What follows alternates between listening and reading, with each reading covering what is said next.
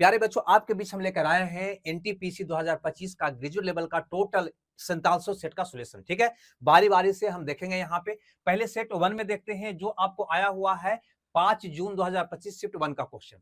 चलो भैया, यहां से हम शुरुआत करते हैं। थोड़ा सा ध्यान से यहाँ पे देखिएगा, फटाफट बहुत कम समय में हम इसको हल करने का प्रयास करेंगे। कहता है सलील का वेतन पहले 15% घट गया, ठीक है भैया, फिर बाद में 10% बढ़ गया, तो प्रारंभिक वेतन की तुलना में उसका अंतिम वेतन में क्या परिवर्तन होगा, कितना में कमी होगा, कितना में वृद्धि होगा, ऐसा कुछ क्वेश्चन है। आप सबको पता है कि जब एक ही क्रिया बार बार हो, यानी दोनों बार बढ़े या दो बार घटे या एक बार घटे एक बार बढ़े, तो ऐसा स्थिति में हम लगा लेते हैं क्या भैया, तो ए बी फॉर्मूला, ये सबको पता है। ठीक है ना, ये फॉर्मूला क्या होता है तो सब जानते हैं, A plus B plus A B बटा 100 होता है।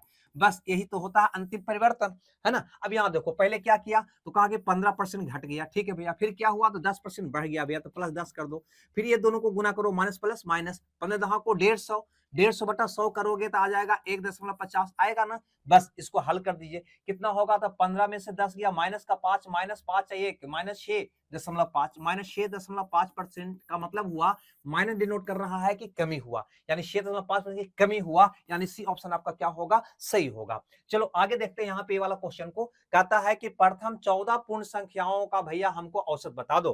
पूर्ण संख्या किसको कहते हैं, जो जीरो से स्टार्ट होता है, नहीं, यानी कि 0 1 2 3 14 को है तो 13 तक जाना होगा, क्योंकि जीरो भी शामिल है ना। एक से जाता तो 14 तक 14 को संख्या होता, तो जीरो भी शामिल है तो 13 तक जाओगे, तो एक से लेकर 13 तक 13 को हो गया, एक जीरो 14 को संख्या हो गया। तो इसी का भैया हमें औसत पूछता है। जब लगातार संख्या का औसत निकालना है तो क्या करते हैं भैया, आप सबको पता है औसत निकालते हैं लगातार संख्या का, तो शुरू प्लस अंत यानी 0 प्लस 13 का क्या कर देते हैं, आधा कर देते हैं, आपका उत्तर निकल जाता है। क्या है भैया, तो कह दोगे 6.5 होगा, यानी कि ये ऑप्शन आपका क्या हो जाएगा, सही हो जाएगा। आगे यहाँ पे देखो, अगला क्वेश्चन यहाँ पे क्या कहता है, ज्यामिति का क्वेश्चन है। कहता है चतुर्भुज ए बी सी डी में, लो भैया एगो चतुर्भुज पहले तो बना ले यहाँ पे। चलो, कैसा भी लंगड़ा लोल्हा, है ना, टेढ़ा मेढ़ा चतुर्भुज मैंने बनाया, कौन, तो ए बी सी और डी। अब यहाँ पे कहता है कि ए बी है 17, लो भैया ए बी, ए वाला कह रहा है कि 17 है, कोई बात नहीं। बीसी है 8, बीसी यानी कि ए वाला कितना है भैया, 8 है। फिर कहता है सी डी है 9, लो भैया 9 लिख दिए। फिर एडी कहता है 12, चलो एडी भी लिख दिए 12। फिर कहता है एसी है 15, एसी यानी कि एसी को मिलाने पर ये संख्या बनेगा ना, ये हो गया कितना भैया, तो कहता है 15 है। चलो कोई बात नहीं। अब यहाँ पे कहता है कि भैया चतुर्भुज का हमको एरिया बता दो, दो त्रिभुज तो बट गया ना, है ना। तो पहले इस त्रिभुज को देखो, तो क्या आपको ट्रिपलेट नजर आ रहा है, कहोगे जी भैया, क्योंकि 3 4 5 का तिगुना है ये, है ना भैया, 3 का 3 गुना, देखो ना 4 का 3 गुना है भैया, है ना, और ये कितना है, 5 का 3 गुना है, यानी ट्रिपलेट तो है ही, 3 4 5 ट्रिपलेट है। जब ट्रिपलेट है यानी कि बड़ा भुजा के सामने का कोण 90 का होगा, यानी ये समकोण त्रिभुज निकला दोस्त। और समकोण त्रिभुज का एरिया सब निकालना जानते हैं, क्या होता है, लंबवत भुजा के गुणनफल का आधा, यानी कि वर्णनमा टोटल का आधा, या ऐसा भी कर सकते हैं 12 का आधा, 6 9 का 54, इसका एरिया कितना हो जाएगा दोस्त, कहोगे 54। याद रखना, कभी भी समकोण त्रिभुज का एरिया निकालना है तो लंबवत भुजा के गुना करके आधा कर देना, यानी ये दोनों को गुना करके आधा कर देना, तो वर्णनमा टोटल 108 का आधा 54, या ऐसा करो, पहले इसको आधा कर लिए 6 तो 9 का 54। आगे देखो, यहाँ पे दूसरा त्रिभुज के बारे में यहाँ पे समझने का हम प्रयास करते हैं, ये त्रिभुज के बारे में। तो ये त्रिभुज का भुजा 15 है, ये 8 है, ये 17 है, क्या ये भी ट्रिपलेट है, कहोगे जी। 15 का भाग 225, 8 64, 225 और 8 का वर्ग 64, कितना होगा 289, या 17 का 289, यानी दोनों के वर्गों का उसके बराबर है, यानी ये भी भैया ट्रिपलेट है। तो इसके बड़ा भुजा 17 है, 17 का सामने वाला ये वाला एंगल कितना का होगा भैया, तो 90 का होगा, है ना। तो ये भी समकोण त्रिभुज हो गया। ये समकोण त्रिभुज का एरिया निकालोगे तो क्या होगा भैया, तो कहोगे लंबवत भुजा गुणनफल का आधा, तो 90 से जुड़ा हुआ भुजा ये दोनों है, ये दोनों लंबवत भुजा, इसका गुना करके आधा करो, तो 15 20 से 20 का आधा कितना होगा भैया, तो कहोगे 60 होगा। आई बात समझ में, या इसको पहले आधा करते हैं 4 1560, ऐसे भी निकाल सकता है। हमें तो चतुर्भुज का एरिया निकालना था ना, तो भैया इसका एरिया आ गया इस त्रिभुज का कितना 54, और ये त्रिभुज का एरिया कितना आ गया 60। अगर इसको जोड़ दोगे तो आपका पूरा चतुर्भुज का एरिया निकल जाएगा, यानी 114 है कोई ऑप्शन में, कहोगे जी बी में है। चलो इस ढंग से इसको बनाना होता है। ट्रिपलेट पर गौर के ध्यान देना, कभी भी एग्जाम दे रहे हो तो उससे पहले ट्रिपलेट को समझ लेना, उसका कंसेप्ट हम यूट्यूब पर दे चुके हैं, उसको जरूर देख लेना। यहाँ पे कहता है दोस्त कि एक बिस्तर का अंकित मूल्य 517 रुपया है, लागत मूल्य से 30% अधिक है और लाभ 2% है, तो छूट प्रतिशत बताओ।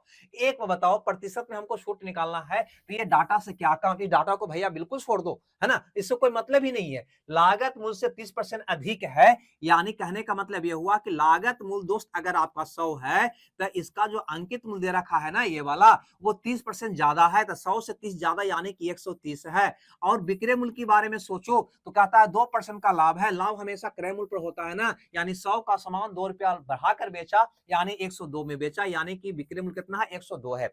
आपका प्रश्न क्या कहता है दोस्त, हमको कहता है कि छूट प्रतिशत निकालो। छूट की बात करेगा तो क्रय मूल्य से कोई मतलब नहीं है, कितना लिखा हुआ मूल्य है, कितना में बेच रहा है, इसी पर डिस्काउंट होता है, अंकित मूल्य पर ही डिस्काउंट दिया जाता है। 130 का सामान अगर 102 में बेच रहा है तो कहोगे छूट कितना का दे रहा है भैया, 28 का दे रहा है, कितना में, तो हमेशा तुलना अंकित मूल्य पर करोगे, यानी 130 में।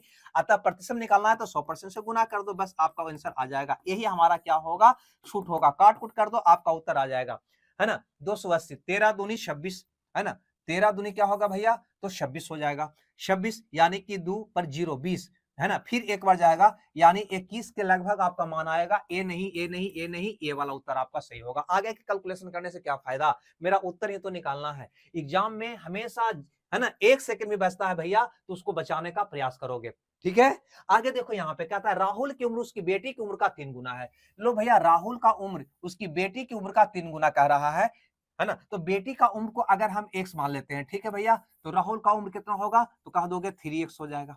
आगे बोलता है 8 वर्ष बाद उसकी आयु, 8 वर्ष बाद उसकी आयु, 8 वर्ष बाद जाओगे तो राहुल की आयु 8 वर्ष बड़ा हो जाएगा, उसका बेटी का आयु भी 8 वर्ष बड़ा हो जाएगा। इस बात से तो सहमत है ना। यहाँ पे कहा कि 8 वर्ष बाद, 8 वर्ष बाद हम जाते हैं तो राहुल भी 8 वर्ष बड़ा हो जाएगा, उसका बेटी भी 8 वर्ष बड़ा हो जाएगा, है ना। बेटी की उम्र का दोगुना से 5 अधिक होगा, ये बेटी का उम्र है ना, इसका दुगुना से भैया ए वाला जो है ना राहुल का उम्र 5 वर्ष ज्यादा होगा, तो बराबर 5 कर दो ना, बस अब हल कर दो, आंसर आ जाएगा।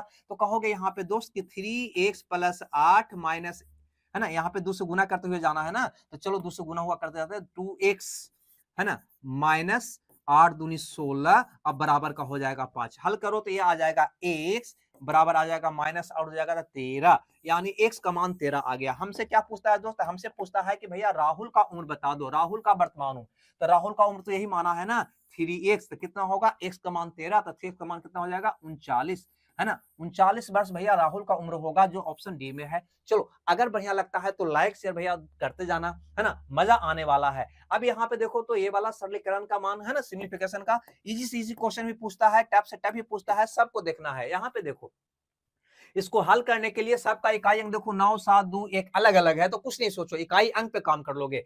इकाई अंक पे काम करोगे तो पहले कोष्ट की क्रिया करोगे, तो 713 3 आ जाएगा, 3 7 21, कितना आएगा भैया 1, है ना, 7 में से 1 जाएगा, क्या बचेगा 6, 6 3 जोड़ोगे तो 9, 9 सिर्फ इसका, इसका नहीं, इसका नहीं, इसका नहीं, आपका उत्तर कौन हो गया, ए हो गया, है ना। तो इकाई अंक अगर अलग अलग हो तो इकाई अंक पे ही काम करना ज्यादा बेटर होता है।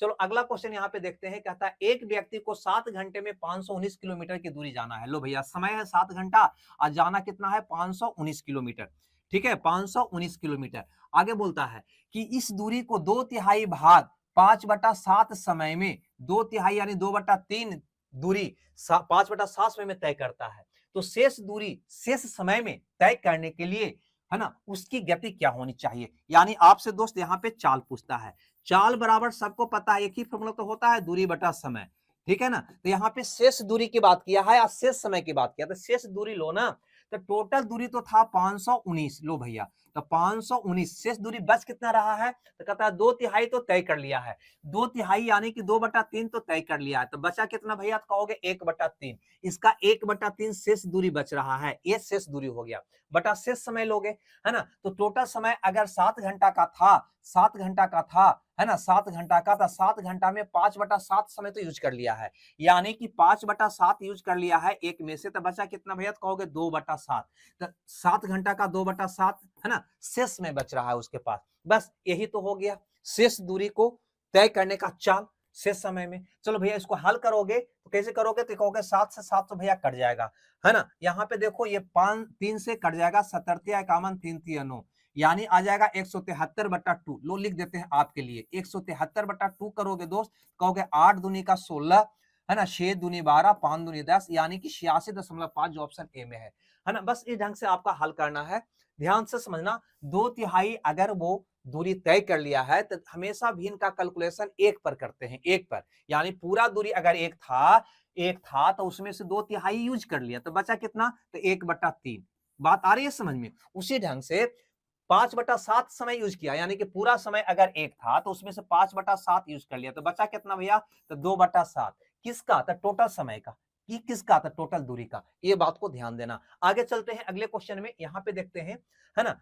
बताएंगे ऐसा कि सारा दिमाग के भीतर जाएगा। यहाँ पे क्वेश्चन कहता है दोस्त, यहाँ पे कि किरण अपनी आय का 45% भैया खर्च कर देता है और इतना रुपया बचाता है। देखो बचत दिया हुआ है ना, 66,000 बचत दिया हुआ है और 45% अगर खर्च करता है तो सोचो कि 100 में 45 खर्च करता है तो बचा कितना रहा है, तो 100 माइनस 45 यानी कि 55%, यानी इसी का वैल्यू है 55%। तो चलो वैल्यू ऊपर इसका प्रतिशत मान को नीचे रखते हैं और जो पूछा जाता है उससे गुना करते हैं तो उसका कुल आय क्या होगा, कुल आय यानी कि 100% होगा। इसको लोग ऐसे भी बनाते हैं कि 55% का वैल्यू हो गया 66,000, तो कुल आय यानी कि 100% का वैल्यू क्या होगा, इतना बटे इतना गुना इतना। ठीक है, अब इसको हल करोगे आपका उत्तर आ जाएगा। परसेंट से परसेंट हटाओ इसको, 11 पचे 55, 11 सका 66, 20 पचे 100, है ना, 20 सका 20 से 120 आ गया, उस पर 3 को जीरो भी आ जाएगा, यानी कि 120 पर 3 को जीरो, ऑप्शन डी में है। बस ऐसे तो बनाना था आपको। चलिए भैया अगला क्वेश्चन की यहाँ पे हम बात करते हैं, ए वाला क्वेश्चन को देखो, है ना। यहाँ पे तीसरा मूल, चौथा मूल, घनमूल और चौथा मूल की बात किया है। तो थोड़ा सा बताओ हमको यहाँ पे, अगर इस क्वेश्चन को हल करने बैठोगे तो क्या आपको घन याद है? कहोगे जी घन तो याद है, हम 1 से 20 तक का घन तो याद रखते हैं भैया।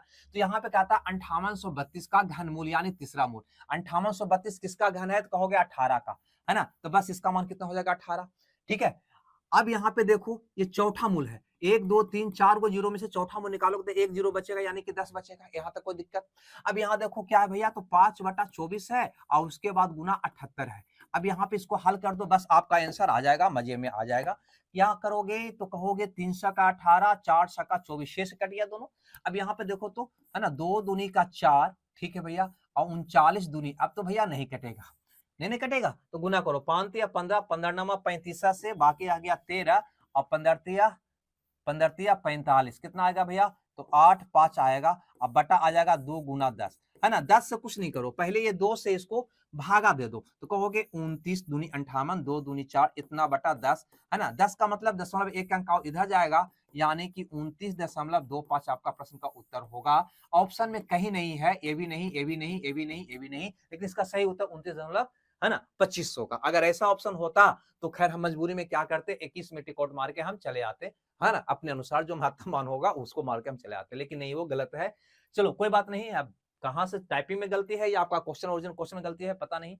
यहाँ पे देखो ए वाला क्वेश्चन को देखते हैं भैया, ए वाला क्वेश्चन क्या कहता है, जो इस बहुपद का हल करना है, कुछ नहीं करना दोस्त। यहाँ पे ऐसा करो कि 22² सब में है तो एक्स वाला को चेक कर लो, एक्स वाला एक्स वाला एक्स वाला एक्स वाला, ठीक है। क्या करोगे, इसका स्क्वायर हो जाएगा 4x², ठीक है भैया, इसका हो जाएगा प्लस 25x², क्लियर है।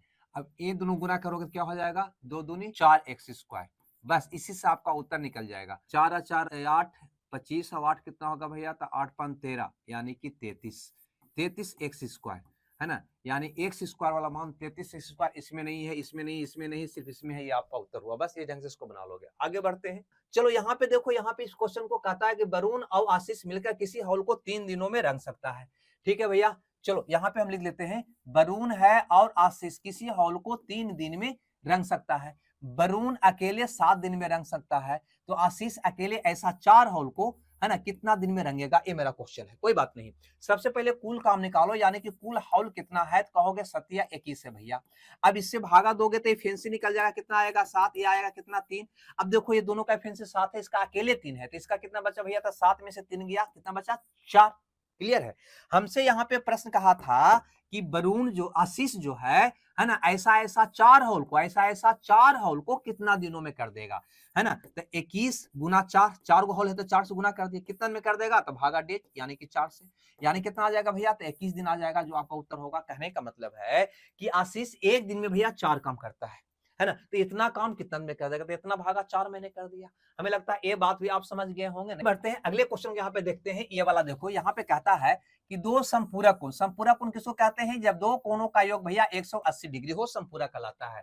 में बड़ा कोण छोटे कोण से 28 डिग्री अधिक है, तो बताओ छोटा कोण क्या है। एक बात बताओ, है ना, कोई भी राशि को दो व्यक्ति में बांटने आता है ना, कम बेसी करके, नहीं आता है तो सीख लो। यहाँ पे 180 को दो भाग में बांटना है, ऐसा बांटना है कि एक को 28 ज्यादा मिले, एक को 28 कम मिले, ये क्वेश्चन कह रहा है दोस्त। यानी कि बड़ा कोण छोटे कोण से 28 अधिक है, तो करना क्या होता है, सबसे पहले तो बांटना किसको है, 180 को, आधा आधा कर लो ना, 90-90 कर लो ना। अब यहाँ पर देखो 28 अधिक करना है ना, तो 28 का आधा क्या होगा, 14, 14 जोड़ दो इसको में, इसमें 14 घटा दो, घटाओगे ए वाला छोट का मान निकल जाएगा, जोड़ोगे तब बड़का का मान निकल जाएगा। बस यही करना होता है, कुछ नहीं करना होता है।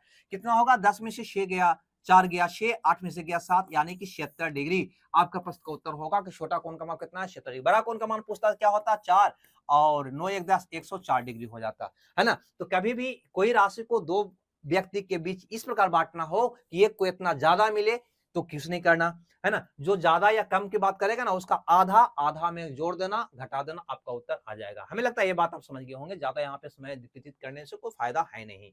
अब यहाँ पर देखो, इस क्वेश्चन को यहाँ पे कहता है कि एक सीढ़ी दीवार के सहारे, यानी कि हाइट एंड डिस्टेंस का क्वेश्चन है, नहीं देखो, तो ये भी सीढ़ी को दीवार से लगाओगे तो बिल्कुल इसी ढंग से लगता है। ए हमारा क्या हो गया दोस्त, सीढ़ी, कुछ आंख मूंद के यहाँ पे ध्यान देना, ए हमारा क्या हो जाएगा दोस्त, कहोगे दीवार हो जाएगा। आगे बढ़िए क्वेश्चन पर चलिए।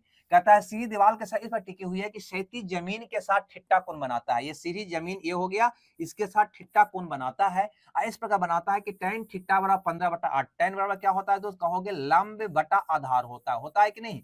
तो ठिट्टा के सामने ये हो गया लंब, लंब कितना हो गया 15, और आधार कितना हो गया भैया, तो 8 हो गया। बस यही तो कह रहा है यहाँ पे, है ना। tan थीटा बराबर लंब बटा आधार, लंब 15 और आधार 8, तो इसके लिए लंब 15 और आधार ये हो गया 8। अब देखो, कहता है दीवार सीढ़ी की ऊंचाई 30 मीटर है, दीवार से ऊपर तक सीढ़ी की ऊंचाई 30 मीटर का मतलब क्या समझे, कि यहां से यहां तक का मान, ए वाला मान आपको दे रखा है 30 मीटर, 30 मीटर, है ना। यही सीढ़ी, है ना, जहां तक गया है ऊंचाई इसका, यही दीवार की ऊंचाई के बारे में कह रहा है, कितना है 30 मीटर। तो सीढ़ी का पायदान से दीवार की दूरी, यह सीढ़ी का पायदान हुआ, इससे दीवार की दूरी, यानी इसका मान आपसे पूछा जा रहा है। क्या करोगे दोस्त, यहां देखो ना, 15 का भैया ये 2 गुना है, तो 8 का 2 गुना कितना हो जाएगा भैया, तो 16 मीटर हो जाएगा। बस यही तो करना था आपको, यानी बी ऑप्शन आपका क्या हो जाएगा, सही हो जाएगा। हमें लगता है ये बात भी आप समझ गए होंगे। चलिए भैया आगे देखते हैं। कहता है किसी आग्रह के समूह का बहुलक इतना है ना, माध्य का इतना है, तो मीन यानी कि माध्य बताओ। सबको पता है फॉर्मूला, सब लोग जानते होंगे। यहाँ पे क्या जानते हैं भैया, तो कहोगे बहुलक बराबर होता है 3 गुने माध्यिका माइनस 2 गुने माध्य। ठीक है भैया, अब मान रख के इसका हल कर दो, आपका आंसर आ जाना चाहिए। बहुलक हमारा दे रखा है 28.4, चलो भैया लिख देते हैं 28.4 बराबर 3 गुने माध्य का दे रखा है 88 माइनस 2 गुने माध्य हमसे पूछा जा रहा है। कैसे निकालोगे, है ना। तो इकाई अंक पे खेला खेल के देखें, रुक जाओ अभी थोड़ा सा हल कर लेते हैं, तब इकाई अंक पे खेला खेलने का प्रयास करेंगे। तो कहोगे 2 गुने माध्य बराबर हो जाएगा 8 या 24 के 4 बाकी 2, 8 24 2 26 माइनस 28.4। इसको हल करोगे तो 6 आ जाएगा, 13 में से 8 गया 5 आ जाएगा, है ना, और 5 में से 2 जाएगा 3, इतना। अब माध्य का मान निकालोगे तो बटा में ये 2 चला जाएगा, है ना। तो कहोगे 11 दूनी 22, 7 दूनी 14, 8 दूनी 16, 117.8, यानी कि ऑप्शन सी आपका सही उत्तर हो जाएगा। बस ये कैलकुलेशन करना था। तो ये फार्मूला बहुत बार रेलवे एसएससी में पूछा गया है, ये फार्मूला को तो आपको कंठस्थ कर ही लेना चाहिए। अगले क्वेश्चन की ओर कदम बढ़ाते हैं, इस क्वेश्चन को देखते हैं। कहता है निम्न टिप्पणी का माध्य का निकालो। माध्य का सबको पता है क्या होता है, तो पहले इसको आरोही क्रम में लिखते हैं, और जो माने n/2 पद होता है वो इसका माध्य का होता है, बशर्ते कि सम संख्या हो। पहले देखो समझो, के गो संख्या 1 2 3 4 5 6 7 8 9 10 11 गो संख्या है। संख्या टोटल के गो है, 11 संख्या है। तो माध्य का निकालना है ना, तो 11 का आधा करो, वही उसका माध्य का होगा। तो कहोगे 11 का आधा तो होता नहीं है 5.5, 5.5 में कौन संख्या होगा भैया, तो कुछ नहीं। अगर आधा होता है तो बहुत बढ़िया बात है, आधा नहीं होता है तब बढ़िया एक जोड़ के आधा कर दो, यानी शेमा पद, शेमा पद। इसको लोग ऐसे भी याद रखते हैं, माध्यका जो होगा ना हमारा वो कौन होगा, छठा पद होगा। इसको लोग ऐसे याद रखते हैं कि जब संख्या सम हो तो जब संख्या सम हो तो n बटा 2 उसका माध्यका होगा, जब विषम हो तो n प्लस 1 इसका माध्यका होगा। तो तुम ऐसे याद रखो ना कि बस जो भी संख्या है 1 2 3 4 5 6 7 8 9 10 11 इसका आधा कर दो, आधा हो जाता है तो वही पद उसका माध्यका होगा, आधा नहीं हो रहा है दशमलव में आ रहा है तो एक जोड़ के आधा कर लो, वही उसका माध्यका होगा, यानी छठा पद। लेकिन कब, जब बढ़ते क्रम में लिखोगे तब। बढ़ते क्रम में लिखो इसको, बढ़ते क्रम में लिखने की हमें आवश्यकता नहीं है। यहाँ पे करो क्या, सबसे छोटा वाला ये है तो ये आपका पहला संख्या हो गया, उसके बाद ये है, ये आपका दूसरा संख्या हो गया, उसके बाद कौन है भैया, तो ये है, ये आपका तीसरा संख्या हो गया, उसके बाद ये है, ये आपका चौथा संख्या हो गया, उसके बाद ये नहीं है, उसके बाद ये वाला है, ये आपका चौथा संख्या हो गया, नहीं, ये वाला आपका चौथा संख्या हो गया, ये वाला आपका पांचवा संख्या हो गया, ये वाला आपका छठा संख्या हो गया। तो माध्यका कौन हुआ भैया, तो कह देंगे 35 हुआ। ठीक है, या बहुत सारे बच्चे ऐसा नहीं कर पाएंगे तो इसको बढ़ते क्रम में लिख देंगे, है ना। तो पहले 11 लिखेंगे, उसके बाद 11 के बाद कौन आएगा, कहेंगे 18 आएगा सर, लिख दो 18। उसके बाद कौन आएगा, कहोगे 27 आएगा, 27 के बाद आपका कौन आएगा, 27 के बाद आपका 30 आ जाएगा, 30 के बाद आपका कौन आ जाएगा, कहोगे 34 आ जाएगा, 34 के बाद कौन आ जाएगा, 35 आ जाएगा, 35 के बाद कौन आ जाएगा, कहोगे 76 नहीं 52 आ जाएगा, है ना। इस प्रकार से पूरे संख्या को बढ़ते क्रम में लिखना। लेकिन पूरे संख्या को लिखकर समय नष्ट क्यों करें, क्योंकि हमें तो छठा पद ही माध्यका होने वाला है। तो 1 2 3 4 5 छठा पद निकाल लो ना, यही हमारा क्या हो जाएगा, माध्यका हो जाएगा। हमें लगता है ये बात आप समझ गए होंगे, समय बेकार को हम बर्बाद कर रहे हैं नहीं। यहाँ देखो तो समानुपाती की बात किया है, सब जानते हैं ना। यहाँ पे क्या करते हैं दोस्त, तो यहाँ पे करते हैं मध्य पद का गुणनफल अंतिम दोनों पदों के गुणनफल के बराबर होता है। मध्य पद का गुणनफल शुरू और अंत पदों गुणनफल के बराबर होता है। यानी आप कहोगे यहाँ पे कि 7.5 गुना x का मान जो होगा ना वो 19.5 गुना 16 के इक्वल होगा। लगता है ये आपको दिखाई नहीं दे रहा होगा। हमें x का मान चाहिए ना, तो x का मान हो जाएगा 19.5 गुना 16 बटा 7.5। हाँ भैया, ये वाला से कट जाएगा, 5 से चाहो तो इसको काट दो, 15 पचे 75, 5 या 15 एक कट गया, है ना, 5 या 15 13 या 39, बस कुछ नहीं करो, यहाँ पे गुना कर दो, कहोगे 16 या 48 के 8, बाकी 4, 16 और 4 20, है ना, बटा 5। 5 से या तो भागा दे सकते हो या ऊपर नीचे 2 से गुना करके एक अंक के बाद दशमलव बैठा सकते हो। तो चलो 2 से गुना करके दशमलव बैठा देते हैं। तो यहाँ पे कहोगे 8 दूनी 16 के शो बाकी 1, 40 1 41, एक अंक के बाद दशमलव, यानी आपका ऑप्शन सी सही होगा। 5 से डायरेक्ट भागा भी दे सकते हो या हम 2 से गुना करके एक अंक के बाद दशमलव बैठा दिए, 2 से गुना करेंगे ऊपर नीचे तो नीचे 10 हो जाएगा, यानी एक अंक के बाद दशमलव हो जाएगा। चलो ये बात तो आपको समझ में आ गया। 17 के बाद यहाँ पे देखते हैं क्वेश्चन नंबर 18 को, कहता है 2 वर्षों के लिए 16% वार्षिक दर से 2 वर्षों के लिए 16% वार्षिक ब्याज की दर से निश्चित राशि पर समय ब्याज और वार्षिक ब्याज के अंतर इतना रुपया है, तो वह राशि कितनी है। देखो भैया यहाँ पे गौर करना, ठीक है, 2 वर्ष का अंतर सबको पता है। अगर 2 वर्ष का CI और SI का अंतर निकालना हो ना तो वो होता है R² बटा 100%। ये सब जानते हैं, नहीं जानते हैं तो जान लीजिए। यानी यहाँ पे 2 वर्ष का CI और SI का अंतर दिया है 797, और अगर प्रतिशत में निकालोगे 2 वर्ष का तो ये R है 16%, इसका मान कितना हो जाएगा, कहोगे 16 का स्क्वायर 256, है ना, और 2 अंक के बाद दशमलव इतना %। ठीक है भैया, ये सब जानते होंगे, है ना, इतना %। ठीक है, ये वैल्यू हुआ, ये इसका प्रतिशत मान हुआ। हमसे पूछा हुआ राशि क्या है, यानी 100% का मान पूछा है, तो 100% गुना कर देंगे, बस यही हमारा आंसर हो जाएगा। इसको हल कर दीजिएगा, आपका उत्तर आ जाएगा।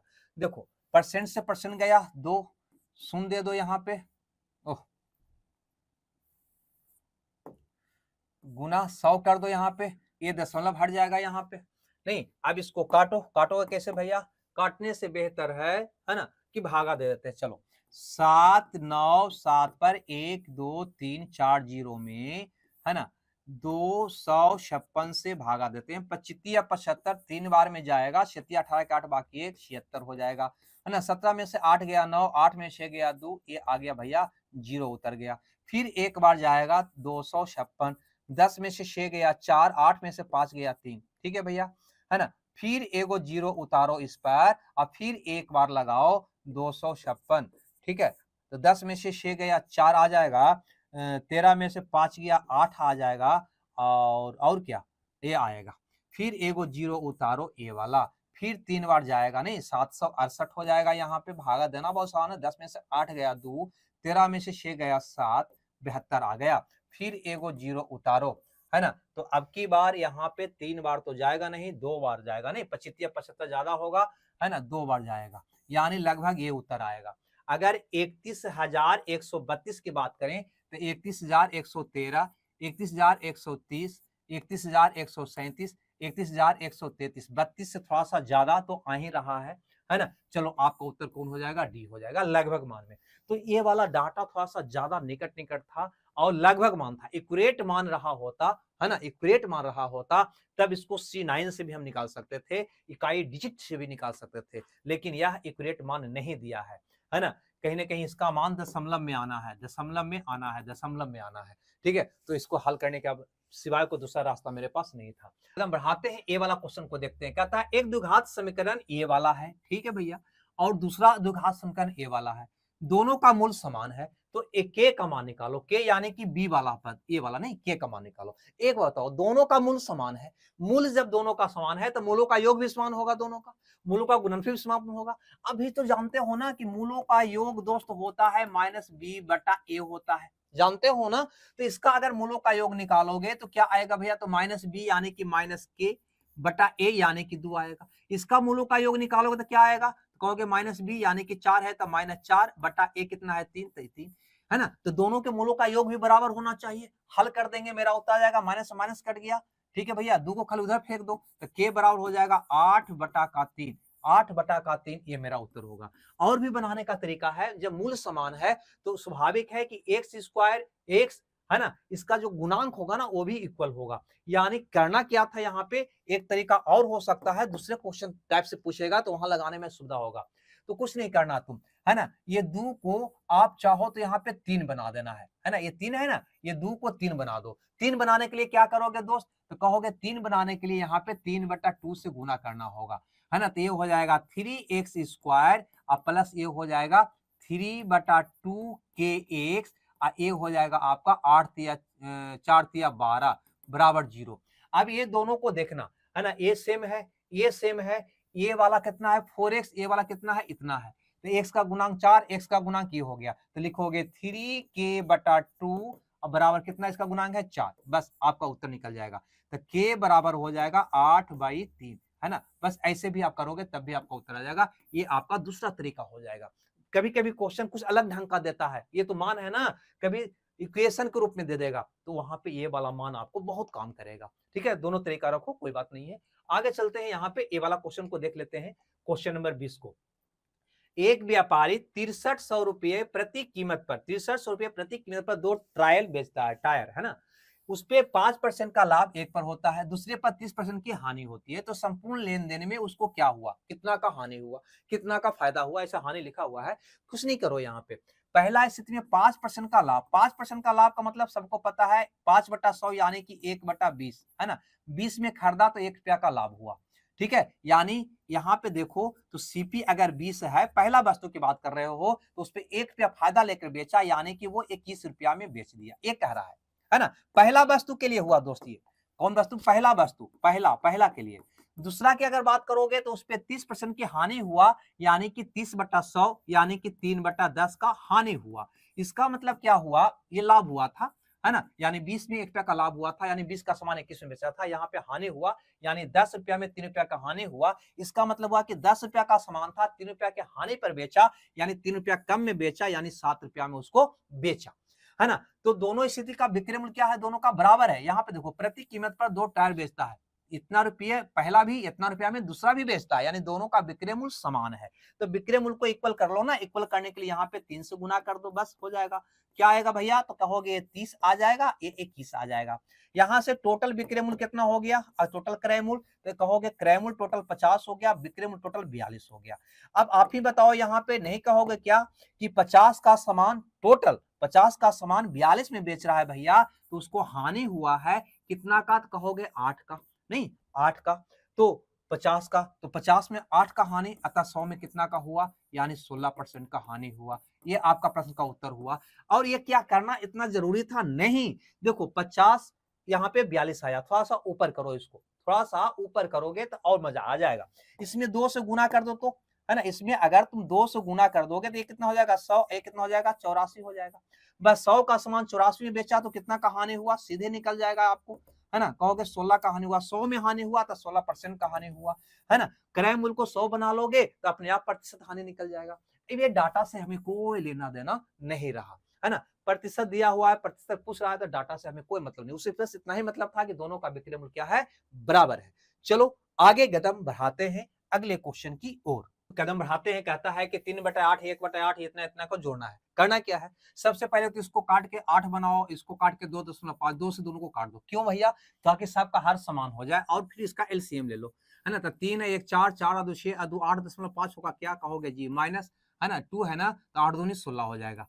ठीक है, इसको घटाओगे तो -7.5/8 हो जाएगा। ऊपर नीचे 2 से गुना करना हो, क्योंकि सबके हर में क्या है भैया, 16 है। 16 बनाने के लिए ऊपर नीचे 2 से गुना करोगे तो -15 क्या हो जाएगा, 16 हो जाएगा। जो ऑप्शन किस में है, तो कहोगे सी में है। बस यही तो करना था। चलो एक क्वेश्चन और देखते हैं यहाँ पे, है ना। ये क्वेश्चन बहुत मजेदार क्वेश्चन इसलिए बन गया है क्योंकि आज के दौर में यूट्यूब पर बहुत सारे टीचर एक दूसरे की बुराई कर रहे हैं, आपने ऐसी एक गलती किया, आपने ये गलती किया, आपने ये गलती किया, आपने ये गलती किया। तो भैया आप समझ लो बढ़िया से, है ना। कहता है जब x को फलना फलना फलना में जोड़ा जाता है तो वे संख्या समानुपात में हो जाती है। यदि इतना हो तो y का मान बताओ, कुछ नहीं करो, है ना। इसमें क्या जोड़ा जाता है चारों में, तो कहोगे चारों में x जोड़ा जाता है, तो यह समानुपात में हो जाता है। क्या कहता है, चारों में x जोड़ा जाता है। अरे भैया ऐसा हो ना, है ना, चारों में x जोड़ा जाता है, चारों में x जोड़ा जाता है, तो क्या होता है भैया, ये समानुपात में हो जाता है। चलो तो सबसे पहले इसको हल करो, 30 15 21 और कितना है, 11 है।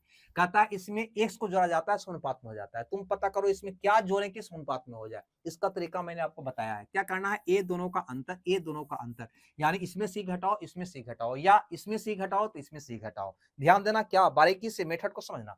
इसमें से घटाओगे कितना आएगा भैया, कहोगे 15 आएगा। इसमें से घटाओगे कितना आ जाएगा, 10 आ जाएगा। अगर काटता है तो काट के सिंपल में बदल सकते हो।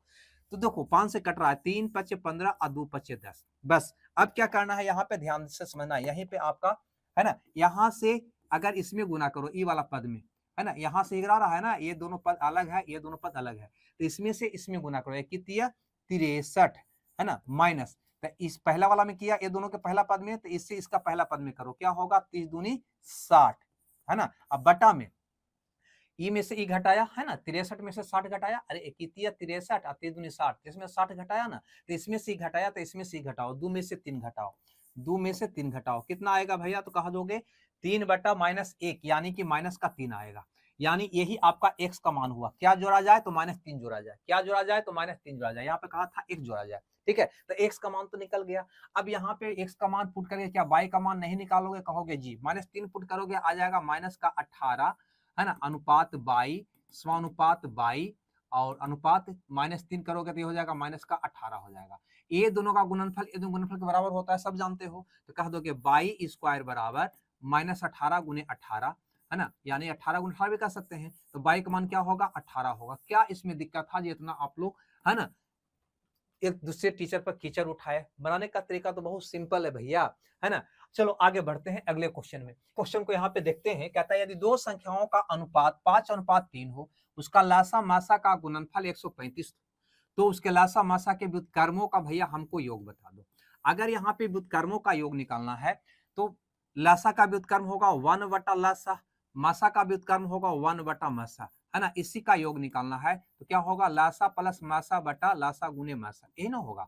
अब यहाँ पे लासा मासा का गुणनफल 135 दे रखा है, ठीक है, तो इसका योग बटा 135 होगा।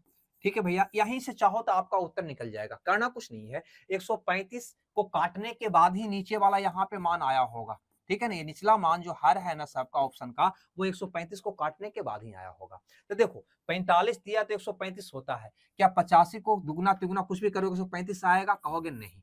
61 से आएगा, नहीं।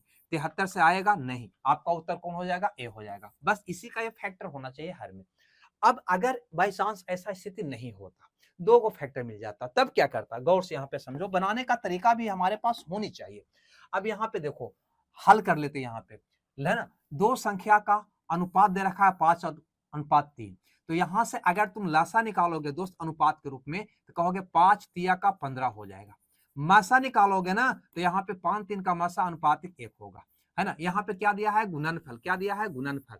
तो अनुपातिक 1 का क्या मान तुम नहीं निकाल सकते हो, कहोगे जी निकाल लेंगे। अनुपातिक 1 का मान निकालने के लिए जो वैल्यू है ना, उसको ऊपर लिखो। वैल्यू क्या है, लासा मासा का गुणनफल। तो यहाँ से लासा मासा गुणनफल कितना हो गया, 15, अनुपातिक 15। लेकिन दोनों का गुणनफल लिया है ना, तो इसका वर्गमूल निकालना मत भूलना। कितना आएगा भैया, तो कहोगे 9 बार में चला जाएगा। इसका वर्गमूल कितना होगा, अनुपातिक 3 होगा, सॉरी, है ना, 3 होगा।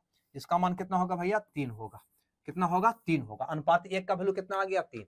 हमको लासा और मासा का योग चाहिए, नहीं तो लासा मासा का योग कितना होगा, तो कहोगे लासा है 15, मासा है 1, इसका योग कितना होगा, तो 15 1 16 होगा, है ना। तो अनुपातिक 1 का मान 3 था, अनुपातिक 16 का मान 16 48 होगा। यहां तक कोई दिक्कत, 48 तो निकल गया इसका योग। तो यहां से हल कर लो ना, तो 48 बटा क्या हो जाएगा, 135। 3 बार में जाएगा, 16 48 45 दिया, यानी 16 बटा 45 आपका प्रश्न का उत्तर होगा। बनाना होता तो हम इस ढंग से बना लेते। ठीक है भाई, कहीं कोई दिक्कत नहीं, कहीं कोई दिक्कत नहीं। कभी भी गुणनफल दे दे तो अनुपातिक 1 का मान निकालना होता है ना। वैल्यू पटा उसका अनुपातिक मान यानी गुणनफल का, और उसका वर्गमूल निकालना मत भूलना, तो अनुपातिक 1 का मान निकल जाएगा। चलो ये बात आप समझ गए होंगे, पहले भी कई बार हम बता चुके हैं। देखो ये क्वेश्चन पुनः एक बार पहले भी आया था, द्वारा यहाँ पे हमें दिखाई दे रहा है। कहता है संपूरक कोण, दो संपूरक कोण जिसका योग कितना होता है भैया, 180 होता है।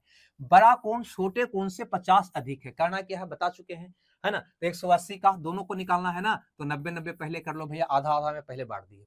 उसके बाद बड़ा कोण छोटे कोण से 50 अधिक है। 50 का आधा कितना होगा, 25, है ना। जो बड़का है उसमें 25 दे दो और छोटका में से 25 घटा लो, बस छोटका कोण निकल गया। हमसे छोटा कोण पूछा है, इसको हल कर दो। 10 में से 5 गया 5, 8 में से 2 गया 6, कितना होगा भैया, 65 डिग्री छोटका कोण होगा, है ना। बड़का कोण पूछता था, दोनों को जोड़ देता, यानी 5 और 9 2 11, 115 डिग्री हो जाता। बस ये बात अभी जस्ट अगले इसके पहले वाले क्वेश्चन में हम बताए हैं, आज ही के क्वेश्चन बताए हैं। अब यहाँ पे देखो तो ये वाला ईश्वर दयाल वाला क्वेश्चन है। ईश्वर धारा के विपरीत दिशा में 721 किलोमीटर 42 घंटे में, ठीक है भैया, धारा के साथ यानी धारा का दिशा में 15 घंटे में तय करता है। धारा गति क्या है, देखो धारा का विपरीत और धारा का दिशा में, देखो धारा का दिशा में चाल होता है x प्लस वाई, और धारा का विपरीत चाल होता है x माइनस वाई। ये दोनों क्या है भैया, चाल है। और चाल बराबर सबको पता है होता है दूरी बटा समय, ये सब लोग जानता है ना। ये क्या है, चाल है। अब देखो धारा का दिशा में चाल, तो दूरी बटा समय, तो धारा का दिशा में समय कितना लग रहा है भैया, 15 घंटा। दूरी कितना है, 721 किलोमीटर गया है, तो वही 721 किलोमीटर लौट रहा है, तो दूरी हो गया 721, है ना। दूरी 721 लग रहा है उसको 15 घंटा का समय। धारा का विपरीत 721 किलोमीटर दूरी करने में 42 घंटा लगता है, तो दूरी हो गया 721 और समय लग गया 42 घंटा। देखो कैलकुलेशन थोड़ा सा लंबा है। कहता है धारा की गति, धारा हमेशा कौन होगा, बाई होगा। नाव का चाल कौन होगा, एक्स होगा। तो हमें बाई का मान पूछा है, धारा की गति यानी बाई का मान। बाई का मान कैसे निकालो, छोटका का मान घटा के आधा करते हैं, ई घटाव ई घटाव ई का आधा। तो इसमें से घटाओगे तो पहले तो 721 भैया आप कॉमन निकाल लो, है ना। तो क्या बच जाएगा, 1/15 घटाव 1/42 का क्या होगा, आधा, यानी गुना 1/2 कर दो, बस यही हो गया, है ना। इसमें से घटा के आधा, है ना, घटाए और 721 को कॉमन निकाल लिए, है ना, कैलकुलेशन को थोड़ा सा सुगम बनाने के लिए। तो ये हो जाएगा 721। यहाँ पे क्या होगा, घटेगा तो भैया, तो 12 में से 5 गया 7, ये 27 बचेगा, नीचे आ जाएगा 15 गुना 42, ठीक है ना। और गुना का क्या होगा, 1/2। बस इसको हल कर लो काट कूट के। कैसे काट कूट करोगे, देखते हैं हम भी ट्राई करके, है ना। तो 7 से कट रहा है, 1 मतलब 7, 0 7 21, 7 से 7 का 42, ये बार में ये भी कट जाएगा यहाँ पे दोस्त, है ना। 2 तिया 100 और 9 तिया 27, फिर 3 तिया 9, 5 तिया 15, ये आ गया हमारा, ठीक है ना, ये आ गया हमारा। अब चलो तो ये हो गया कितना, 103 गुना 3, तो हो जाएगा 309। कितना होगा भैया, 309, 309। अब बटा में हो गया 5 दूनी 10 बाई 2, 10 बाई 2। हम यहाँ पे 2 दूनी 4 पचे 20 भी लिख सकते थे, लेकिन 10 बाई 2 ये लिखे क्योंकि पहले 2 से भागा दे देंगे, एक अंक के बाद दशमलव बैठा देंगे। तो कहेंगे 15 दूनी 30, 4 दूनी 8, 5 दूनी 10, एक अंक के बाद दशमलव हो जाएगा, ठीक है ना। ये हो गया। ये हटाने के लिए दशमलव को इधर ले आवेंगे, यानी 15.45, यानी डी ऑप्शन मेरा क्या होगा, सही होगा।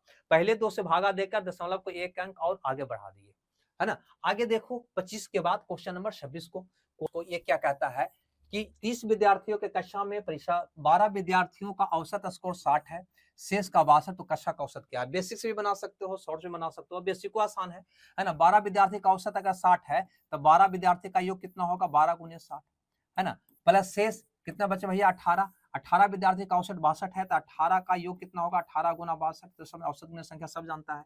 अब बटा कुल यानी कि 30। अब इसको हल कर दो, हल करोगे भैया तो 3 से हम काटते हैं, 3 से काटेंगे तो 3 20 दिया 60 हो जाएगा। यहाँ पे क्या होगा? 6 तिया 18। अब यहाँ देखो, अब यहाँ पे देखो तो हो गया 240, अब प्लस का हो गया 6 दूनी 12 के 2 बाकी 1 37 हो गया। अब बटा में क्या हो गया? 10 हो गया। इसको ऐड करोगे तो 2 हो गया, 11 के 1 बाकी 1, 4 2 6, है ना, बटा 10, यानी 61.2 आपका प्रश्न का उत्तर होगा, यानी कि ये ऑप्शन आपका सही होगा। ठीक है, बनाने का और भी तरीका है, जैसे ऐसे भी आप इसको बना सकते थे, कहीं कोई दिक्कत नहीं था। देखो ये 12 था, ये 18 और टोटल यहाँ देखो 12 था, है ना, 18 था और टोटल कितना था भैया? तो 30 था। टोटल कितना था? 30 था। तो ऐसे भी इसको बना सकते हो, 6 पच्चे 30, 6 दूनी 12, 6 तिया 18, यानी 5 बराबर 2 प्लस 3 भी कर सकता था। इसका कितना है स्कोर? 60 है तो गुना 60 कर दोगे। इसका स्कोर कितना है? 62, तो गुना 62 कर दोगे, और इसका निकालना है तो गुना x कर दोगे। अब इसको हल करोगे, आपका उत्तर कहीं ना कहीं यही आ जाएगा, 61.2, है ना। आपकी मर्जी, वही चीज आ रहा है, कहीं को दूसरा चीज नहीं आ रहा है। आगे बढ़ते हैं, अगले क्वेश्चन को देखते हैं, क्वेश्चन नंबर 27 को। कहता है पाइप ए किसी टैंक को 18 मिनट में भर सकता है। ठीक है भैया, पाइप ए इसको 18 मिनट में भर सकता है और बी 20 मिनट में खाली कर सकता है।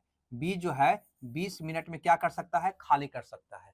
पहले ए को खोला गया, 6 मिनट के बाद बी को खोला गया, तो शेष टैंक कितने समय में भर जाएगा? कुछ नहीं करो, पहले क्या निकालोगे? कुल निकालोगे। कुल क्या होगा? दोनों का एलसीएम 180 हो जाएगा। यहाँ पे आ जाओ, भागा दो, कितना आ जाएगा? 10। यहाँ पे आओ, कितना आ जाएगा? -9 आ जाएगा। चलिए अब प्रश्न के अनुसार काम करते हैं। कहता है पहले ए को खोला गया और 6 मिनट के बाद बी को, यानी ए 6 मिनट तक चला, उसके बाद बी खोला गया, तो 180 को भरना था, 6 मिनट चला तो 10 का 60 को तो भर दिया भाई।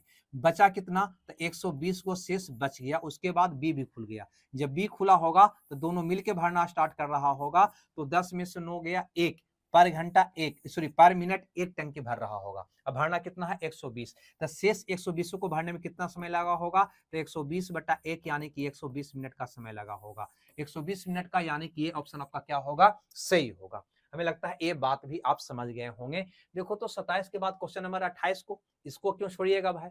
कहता है x और इतना के बीच 260 औसत समानुपाती, औसत समानुपाती यानी कि मीन प्रोपोर्शन, यानी कि, है ना, मध्य अनुपात। मध्य अनुपात, है ना, सबको पता है मध्य अनुपात क्या होता है, सब जानते हैं मध्य अनुपात क्या होता है भैया। तो कहोगे मध्य अनुपात होता है 260 बराबर ये दोनों का अंडर रूट, x गुना 338, यही ना होता है मध्य अनुपात।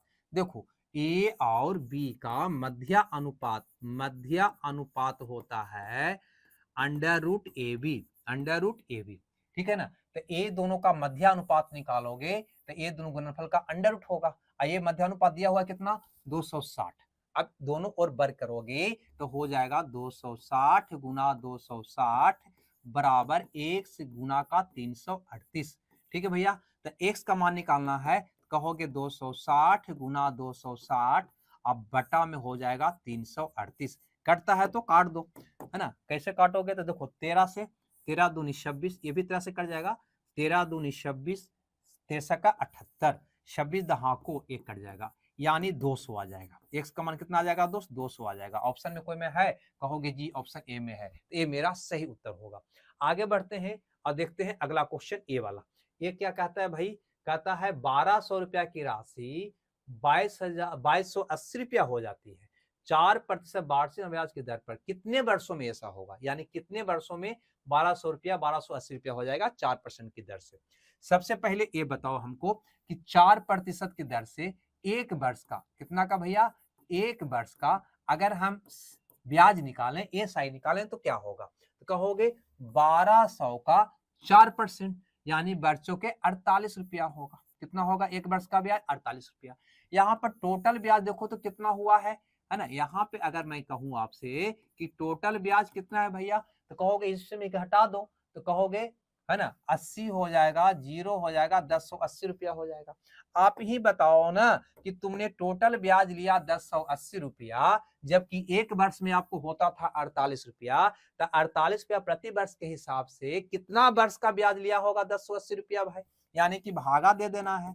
तो कहोगे 1080 में 48 से भागा देने दो, बस भागा दे दो, है ना। 8 से दोनों कट रहा है, 8 से का 48, 8 से भागा दोगे 1 मतलब 8, 8 तिया 24, 8 पचे 40, है ना। 3 से 2 तिया 6, 4 तिया 12, 5 तिया 15, 45 का आधा करोगे तो 22.5 होगा, यानी कि इतना वर्ष में, यानी 22.5 ऑप्शन ए में है, ए में टिक आउट मार दो। और क्या, चलिए भैया आज का आखिरी क्वेश्चन भी हम देख लेते हैं।